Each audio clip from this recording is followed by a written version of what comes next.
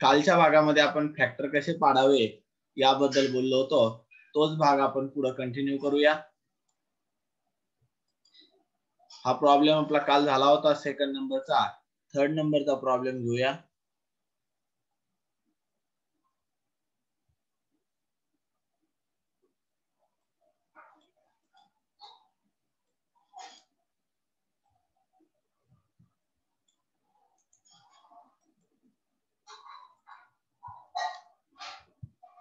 आपला थर्ड नंबरचा प्रॉब्लेम.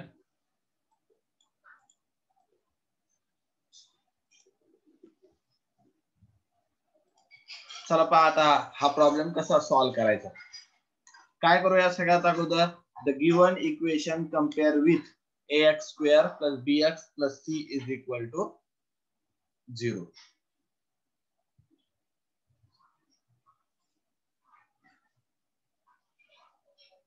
काय करूया the given equation compare with ay square plus by plus c.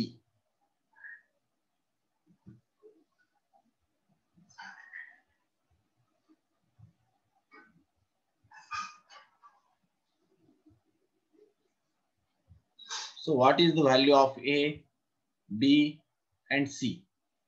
काय करूया पोरांनो, सर्वप्रथम दिलेल्या समीकरणाची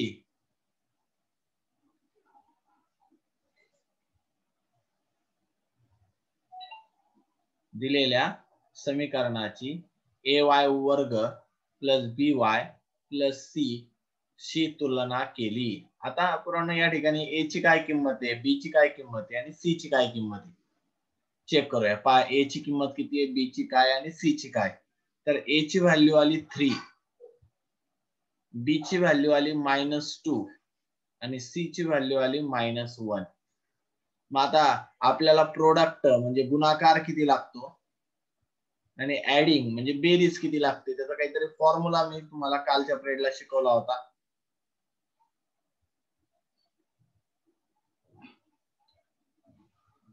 पहा गुणाकार किती लागतोय, गुणाकाराचा फॉर्म्युला आहे AC, बेरीजचा फॉर्म्युला आहे B.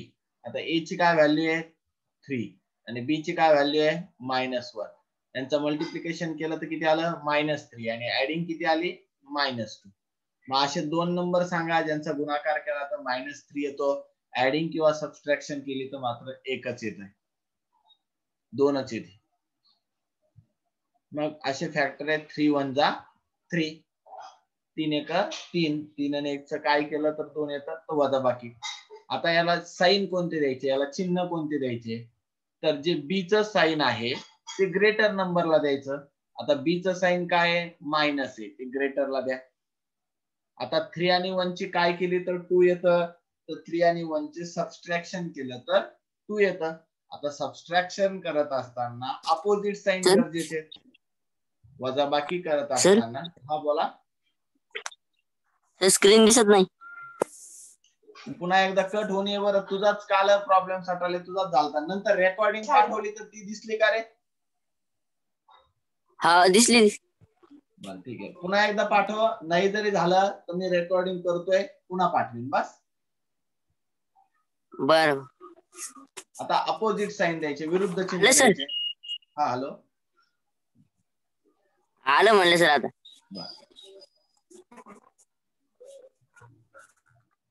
विरुद्ध चिन्ह द्यायचे. मग आता काय होईल पोरांनो या ठिकाणी -3 आणि +1.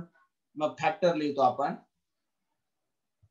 3y चा स्क्वेअर -3y + 1y -1. पोरांनो हे जे काही आपण फॅक्टर पाळत असतो ते b चे पडत असतात, मिडल टर्मचे. फर्स्ट टर्म जे आहे ते जशाला तसं लिहावं लागतं, लास्ट टर्म जे असतं तेही जशाला तसं लिहावं लागतं. जे काही फॅक्टर पाडायचे ते फक्त मिडल टर्मचे. आता त्यानंतर पेअरिंग करायची म्हणजे त्याला जोड लावायची. आता या दोघांमध्ये काय कॉमन निघतंय पहा. सगळ्यात अगोदर व्हेरिएबल म्हणजे चल कॉमन काढलं y, त्यानंतर नंबर निघते का पहा. आता इथं नंबर आहे 3 आणि इथं नंबर आहे 3 निघतात. आता 3y स्क्वेअर मधून 3 गेल्यावर y राहिलं. मायनस 3y मधून 3y कॉमन काढल्यावर राहतंय 1. आता इथं प्लस साइन आहे म्हणून प्लस ऍज इट इज. आता या दोघांमध्ये काय कॉमन आहे पाहिजे. y इथं आहे पण इथं व्हेरिएबल नाहीये, इथं चल आहे पण इथं नाहीये. मग नंबर कडे चेक केला आपण. इथं नंबर काय आहे 1 आहे, इथंही नंबर 1 आहे म्हणून 1 कॉमन. 1y मधून 1 गेल्यावर काय राहिलं y प्लस मायनस मायनस 1 ला 1 ने डिवाइड केलं तर राहिलंय 1.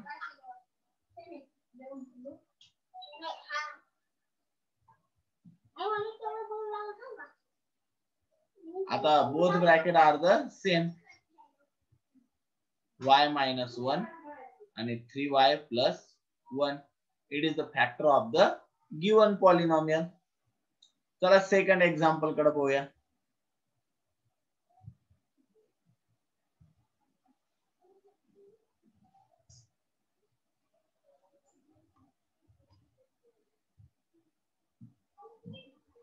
हे सेकंड एक्झाम्पल.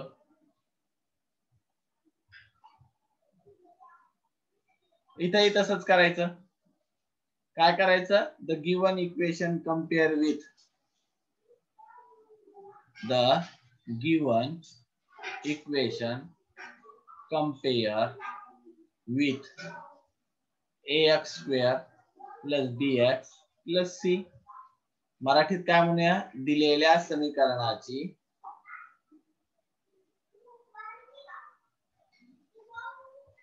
कोणासोबत तुलना करायची. ax चा वर्ग प्लस bx प्लस c शी तुलना केली.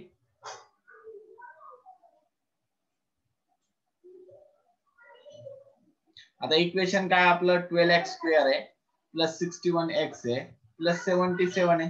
याचं कंपॅरिझन कोणासोबत केलं. ax square plus bx plus c. पाहता या ठिकाणी a ची काय व्हॅल्यू आहे, b ची काय व्हॅल्यू आहे आणि c ची काय व्हॅल्यू आहे. a ची व्हॅल्यू 12 आहे, b ची व्हॅल्यू 61 आहे आणि c ची व्हॅल्यू 77 आहे. आपल्याला प्रोडक्ट लागतोय म्हणजे ज्याला आपण गुणाकार म्हणतो. आणि दुसरा आहे ऍडिंग, त्याला आपण बेरीज म्हणतो. पहा बरं आता AC ची व्हॅल्यू, A ची व्हॅल्यू किती आहे 12 आणि C ची व्हॅल्यू किती आहे 77 आणि B ची व्हॅल्यू किती आहे 61. आता पोरांनो इतका मोठा नंबर आला ना यांचं लगे गुणाकार वगैरे नाही करायचा. इतका मोठा नंबर आला त्यांचा गुणाकार वगैरे काही करायचं नाही. त्यांना असंच लिहायचं आणि याचे इथंच फॅक्टर पाडायचे. 12 into 77. आता 12 चे फॅक्टर काय केले पोरांनो मी 4 into 3 आणि 77 चे काय केले 11 into 7. आता यामध्येच पेअर करायचे पहा. यामध्येच असं काहीतरी जोड लावायचे की आपली ऍडिंग मात्र 61 आली पाहिजे. 11 into 3 33 आणि 4 into 7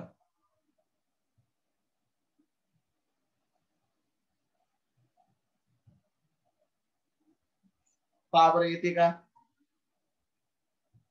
आलंय म्हणजे नंबर कोणते आले तुमचे 28 आणि 23. असे जर मोठे नंबर आला, मोठा प्रोडक्ट आला तर प्रोडक्ट करायचं नाही पोरांनो. त्यासाठी त्याचा तिथंच फॅक्टर पाडून घ्यायचे. आता 12 आणि इंटू 77 आलं तर 12 चे फॅक्टर काय केले 4 into 3 केले आणि 77 चे 11 into 7 केलं आणि यांच्यामध्ये पेअरिंग लावून पाहिली. कोणाची लावली 4 आणि 7 ची 28 आलं आणि 3 आणि 11 ची लावली तर 33 आलं. यांचा ऍडिंग केली तर हो येतंय. आता यांच्या साइन द्यायचा घोटाळा. आता यांना चिन्ह कसं द्यायचं. आता चिन्ह देत असताना मिडल टर्मचं किंवा बीचं साइन जे आहे ते ग्रेटर नंबरला द्यायचं. आता मिडल नंबरला कोण आहे पहा. तर मिडल नंबरला आहे कोण आहे पोरांनो मिडल नंबरला.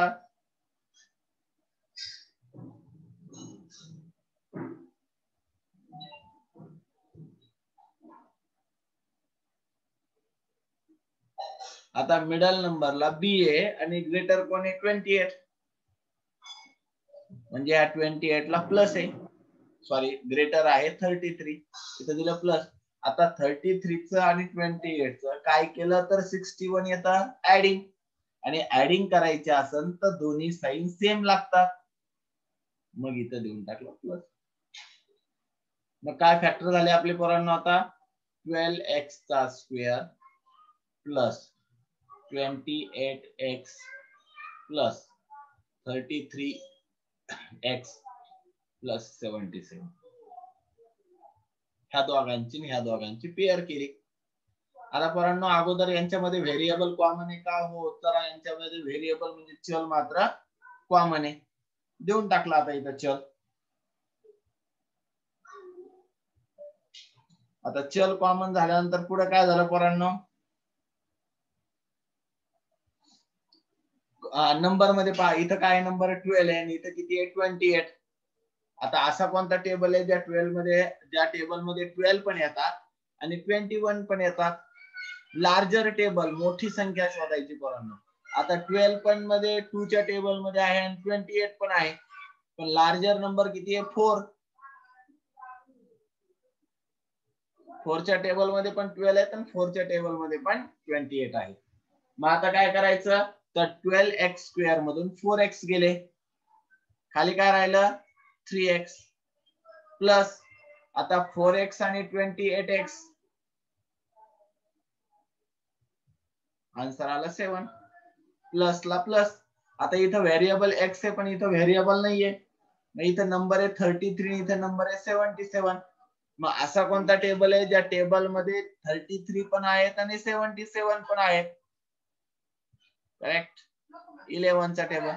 आता 33x ला 11 ने जर डिवाइड केला आपण तर 3x आलं, प्लस 77 ला 11 ने डिवाइड केला तर 7 आलं. आपला आन्सर करेक्ट आहे का रॉंग आहे ते चेक करण्यासाठी both the bracket are want same,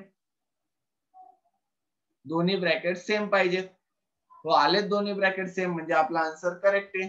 म्हणजे 3x प्लस 7 आणि 4x प्लस 11. चला नेक्स्ट प्रॉब्लेम पाहूया. 4 नंबरचा प्रॉब्लेम.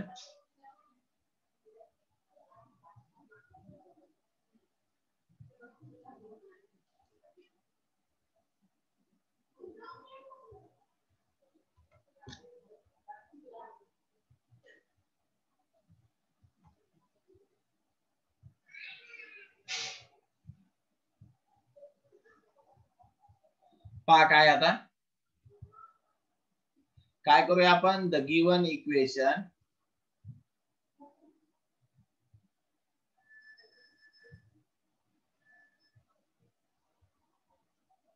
पोरांनो अगोदर काय करूया माहितीये का? ह्या इक्वेशनला व्यवस्थित करून घेऊया.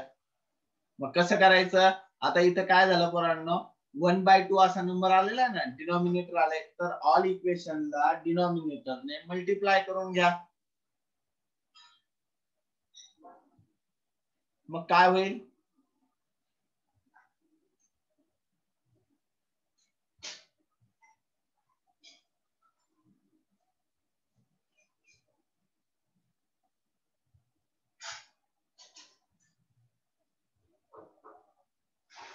काय लिहिलं आपण? समीकरणाला 2 ने गुणले, मल्टिप्लाय बाय 2 टू इक्वेशन. काय होईल पहा पोरांनो, हे 2 आणि हे 2 कॅन्सल, म्हणजे 1x स्क्वेअर. 1x स्क्वेअर म्हणजे काय राहिलं? नुसतं x स्क्वेअर मायनस 2 इंटू 3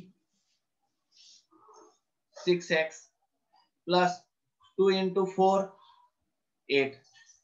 आता आपलं इक्वेशन व्यवस्थित आलं. आता आपण कंपेअर करूया. So the given equation compare with ax square plus bx plus c. मराठीमध्ये असं लिहू आपण, दिलेल्या समीकरणाची ax चा वर्ग प्लस bx प्लस c ची तुलना केली.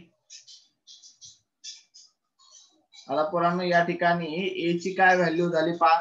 a ची व्हॅल्यू 1 आहे, b ची व्हॅल्यू -6 आहे आणि c ची व्हॅल्यू 8 आहे. मग आता आपल्याला काय लागतंय? प्रोडक्ट. प्रोडक्टला आपण काय म्हणतो, गुणाकार. आणि त्यानंतर आपल्याला ऍडिंगला आपण म्हणतो बेरीज.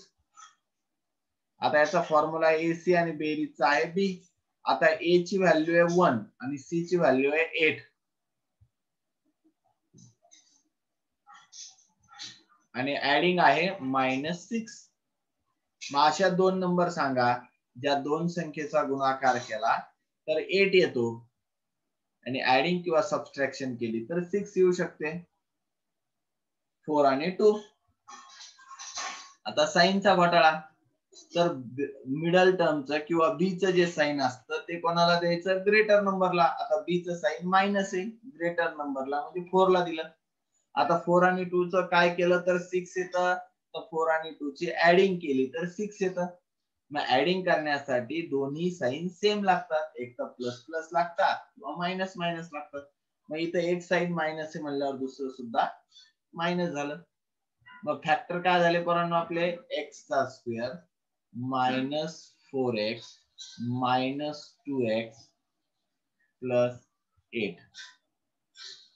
आता या दोघात पेअर केलं. आता या दोघांमध्ये कॉमन काय निघतंय, तर या दोघांमध्ये व्हेरिएबल कॉमन आहे. काय व्हेरिएबल, एक्स. नंबर तर नाहीये. मग एक्स स्क्वेअर ला एक्स ने डिवाइड केलं तर आन्सर राहतं एक्स मायनस. आता 4x ला x ने डिवाइड केलं तर आन्सर राहतं 4. आता या दोघांमध्ये व्हेरिएबल आहे का, इथं x आहे पण इथं x नाहीये. मग इथं नंबर आहे 2 आणि इथं नंबर आहे 8. असा कोणता टेबल आहे ज्या टेबल मध्ये 2 पण येतात आणि 8 पण येतात, तर 1 चा आणि 2 चा टेबल आहे. 1 च्या टेबल मध्ये पण 2 येतात, 1 च्या टेबल मध्ये 8 येतात. पण 2 च्याही टेबल मध्ये 2 आहे आणि 2 च्याही टेबल मध्ये 8 आहे. तर लार्जर नंबर घ्यायचा. आता 2x ला 2 ने डिवाइड केलं तर आन्सर आलं x मायनस प्लस मायनस. आता 8 ला 2 ने डिवाइड केलं, 8 ला 2 ने भाग दिला तर उत्तर आलं 4. आता आपला आन्सर करेक्ट आहे का रॉंग आहे याची चेक करण्यासाठी दोन्ही ब्रॅकेट सेम असायला पाहिजे. आहे x -4 आणि x -2. हे झालं आपलं फॅक्टर त्याचे.